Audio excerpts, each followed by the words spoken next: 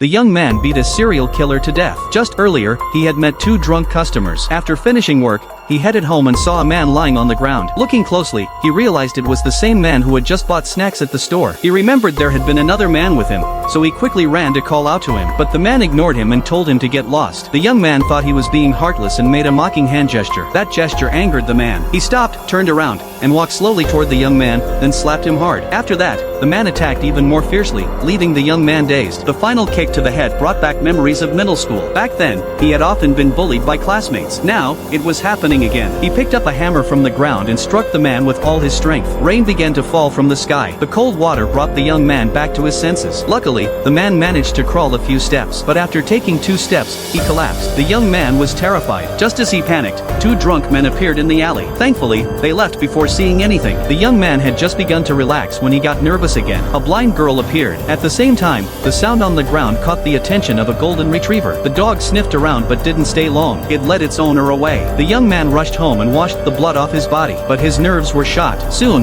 he began to hallucinate. He imagined the man chasing him home and even dreamed about getting arrested. In the middle of the night, he woke up in fear. He suddenly remembered that he had left the hammer from the convenience store at the scene. The next day, a group of detectives investigated the man's death. Since the young man worked at a nearby store, the police came to check the surveillance footage. When the detective asked him questions, he claimed he had overheard something about family issues. Later, the detective reviewed the footage again. Although the young man appeared on camera, the shot of him holding the hammer was blocked by a fly. As the investigation went on, the police learned that the dead man had been involved in an affair with his friend's wife. Whether it was mutual harm between the two or some other grudge, the criminal police officer was left in deep thought. At that moment, an unexpected piece of news came in. Someone recognized the deceased as a serial killer from over 10 years ago. Seeing this news, the young man's sense of guilt disappeared, and he thought he had done a good deed. But then, the blind girl walked into the store. To his shock, she had only pretended to be blind the night of the crime.